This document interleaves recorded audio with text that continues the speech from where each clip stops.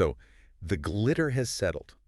The holiday music is, well, it's finally faded back into the archives. Thank goodness. Maybe your tree is still twinkling, kind of defiant against the new year.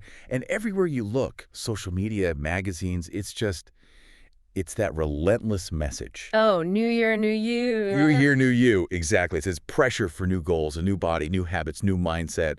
Just a complete overhaul of who you were, like, last week. It really is the seasonal pressure cooker, isn't it? I mean, we are culturally conditioned to believe that we have to do this huge, aggressive personal revolution every January 1st. Yeah. And the sheer expectation of it is, well, it's exhausting before you even get started. That exhaustion is exactly what led us to this deep dive. Today, we looked at this really thoughtful and frankly encouraging piece from Carrie Massotti. She calls herself a lifestyle encourager, a confidence catalyst, and a sparkle coach for women ready to shine. I love that. Me too. And her message is titled, "You don't need a new you, just a nourished one." And it just feels like the perfect antidote to that whole January frenzy. It is. So for this deep dive, our mission is analytical, but also really practical. We want to unpack Carrie Massotti's central argument, Okay. which is that this cultural pressure for a total overhaul, it's basically self-sabotage. It just leads straight to burnout. Right. So instead, we're focusing on her alternative, choosing these gentler, more sustainable rhythms that actually support you by adding light and nourishment instead of, defaulting to all that shame and pressure. Okay, let's unpack this then. Let's really think about what changes if we just pause. Pause that frantic search for self-improvement and ask, what if we stop trying to fix things that aren't even broken? And what if we started celebrating what's already beautiful and steady and strong inside us? That shift right there, that changes the entire conversation around self-improvement. And it's really the necessary starting point for Carrie's whole critique. It is. She's basically arguing that the way we do things now, it just sets us up for failure. Right. She points out that this aggressive idea... The change everything overnight thing. Exactly. That's why so many of us feel that familiar slump of failure, of burnout, by, mid-February? Yeah. We set these goals that just don't fit our actual lives. Or we try to fix things that, like you said, aren't even broken. It's an unsustainable setup because the whole foundation is this idea that the current you isn't good enough. Yeah. Inadequate. And this taps into some, basic motivation theory. Most New Year's resolutions are rooted in what they call extrinsic motivation, the pressure from outside, the societal shame, instead of intrinsic motivation, which is driven by what you actually want. And what's fascinating is this trade-off Carrie identifies. We end up chasing perfection, which is an external thing, instead of peace, which is an internal state. That's such a crucial distinction. Because if the real goal is peace, if it's sustainability, then demanding a whole new identity in 1 week, it just doesn't compute. It just stresses the system. Right. And it brings up the question she wants us to ask ourselves.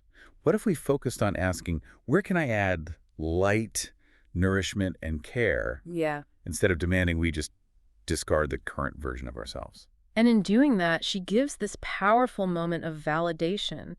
She shifts the focus from what's wrong with me to what's strong in me. Oh, I love that. She reminds you, the listener, that you have already made it through so much. You have shown up, you've stretched, and you've sparkled in all these quiet ways that no trendy plan ever acknowledges. That recognition of quiet resilience it's so profound. No diet plan or productivity hack sees the strength it takes just to get through a busy life. Exactly. Carrie's insight is that this resilience is already a source of strength. It's not a flaw you need to correct. It's such a powerful affirmation, especially in a world that literally profits off telling you that you're lacking something. Oh, yeah. She's basically demanding a pause in that whole frantic cycle to tell us the truth. You're not behind. You don't need a complete overhaul. And maybe, most importantly, your worth isn't waiting on a finish line of some perfect routine. And that framing, that your worth is not conditional, that's the key, right? Yeah. You're already becoming, growing, worthy of love and joy and health right here and now.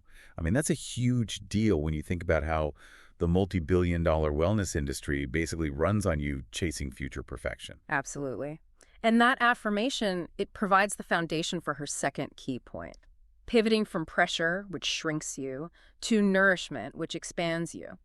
The shift, as Carrie frames it, is about making space for what helps me feel whole, rather than just making a big list of everything that needs to be fixed. It moves the focus inward. And when she focused on filling herself up, she found these 3 um, incredibly practical principles that she learned. And they aren't just affirmations, they're like operating principles. Okay. The first one, when she gives herself grace, she actually makes better choices. And that's backed by, basic neuroscience. When you criticize yourself, you trigger a stress response. You get a flood of cortisol. And that makes rational decision-making harder. Self-compassion, or what she calls grace, it calms that system down, and it leads to more clarity and, well, better long-term choices. Building on that, her second principle is that when she focuses on what fills her up on nourishment, she actually grows. Yeah. It's so counterintuitive to that no pain, no gain mindset we're all fed. It is, and we should probably define nourishment here. It's not just food, right? It's Okay. psychological safety, it's intellectual stimulation, it's real rest, and it's being able to engage with life without feeling constantly depleted. And her third principle is really the engine for all of it. When she trades shame for self-respect, she shows up differently in the best way possible. That self-respect part is so vital because shame is a paralyzing emotion. It just stops you in your tracks. Yeah. But how do we make sure that grace and self-respect don't just become excuses for, procrastination or apathy? Carrie kind of addresses that, I think, by linking self-respect directly to action. It's not about letting yourself off the hook. Yeah. It's about honoring the person you are right now, which means you protect your well-being so you can show up fully. You're not punishing yourself into productivity. You're sustaining yourself so you can stay effective. So it's choosing something kinder, as she put it. Exactly. And that kinder choice, it's genuinely revolutionary because our culture is constantly profiting off our inadequacy. If we feel like we're not enough, we're constantly buying solutions, products, plans, routines. Yeah. Carrie really nailed this point by framing the choice for gentler rhythms as something that defies those market forces that need our self-criticism to thrive. That recognition leads right into her method, the quiet reset. It's not about becoming a new me. No. It's about coming home to the real me through these gentle, nourishing choices. The whole goal is to realign, not reinvent. And I love that this section gives really tangible, specific practices. It shows that the quiet reset isn't passive. It takes deliberate choices. Yeah, like what? Well, for her, it includes things like starting the day in scripture before the world gets loud. And I love how she tied this into faith and confidence, noting that the spiritual grounding supports her inner life, which then fuels her external confidence. Yes, that connection was so clear. Mm-hmm. She also lists, simple things. Prioritizing hydration, fueling her body with supportive nutrition, and it's always framed as support, never restriction, and making time to rest without guilt. That guilt-free rest is probably the biggest hurdle for a lot of people listening, given our culture's obsession with productivity. Oh, absolutely. Rest without guilt means you have to actively redefine your worth outside of what you produce. It's an intellectual exercise, not just a physical one. Totally.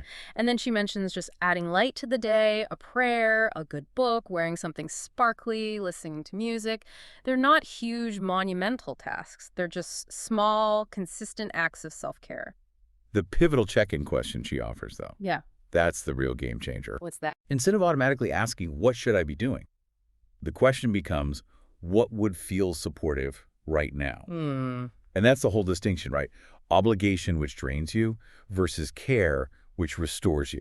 It lets you respond to your actual reality, your stress levels, your energy, what life is throwing at you, instead of just punishing yourself for not fitting into some perfect routine that looked good on paper back in December.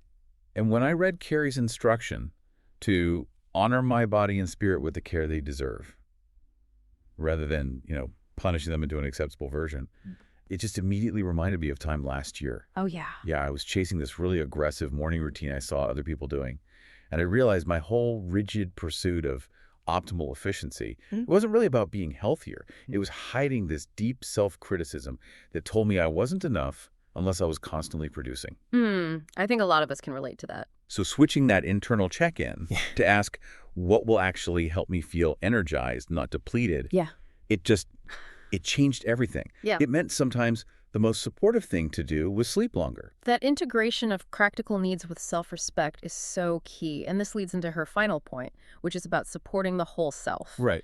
She acknowledges that sometimes the internal work needs a little external help. She mentions a nutrition-based program, one that's rooted in cellular health. Yeah. And it's all about supporting the body from the inside out to improve energy and clarity. And she's very transparent about being an affiliate for that program. But it doesn't feel like a sales pitch. She contextualizes it really carefully. How so? She says her support is rooted in being a fan of the approach Mm-hmm. because it helped her feel alive and clear-headed. And that context is important for us as analysts. We have to see that tension between finding internal freedom and, using an external marketed product. Yeah. But Carey resolves it by focusing on the intent. The program isn't presented as a punishment or some restrictive overhaul. It's a tool to gain capacity. Yes, capacity. Yeah. To give the real you more energy and clarity to actually make those gentle choices. It's support, not restriction. Exactly. It's giving your body the physical resources it needs so that your internal work, that commitment to grace, isn't constantly fighting like a biological depletion. It facilitates the shift. It's not a substitute for it. Which brings us right back full circle to the permission she offers all of us. Yeah, she's giving us permission to just step off the hamster wheel of self-flagellation. So what does this all mean? It means the final, gentle permission offered by Carey is this. You don't need to change everything about yourself to step into the new year well. You just need to give the real you a little room to breathe. Let that be enough. Let that be enough. That's really the core takeaway we got from this. True, sustainable growth. It comes from self-respect and nourishment, not from these shame-driven, aggressive overhauls. It's an encouragement to embrace the quiet resilience we already have. It's just a foundational message for approaching the new year with some real integrity and self-awareness. And you can read the full blog and discover more of Carey's favorites and her Sparkle tools at thesparklelounge.com. And as you reflect on this deep dive, maybe consider this final thought. If we commit to finding what's already working and what makes us feel most like ourselves, what is one gentle, nourishing choice? Not a massive resolution, just one tiny act of self-care that you can commit to today that requires zero change to who you fundamentally are.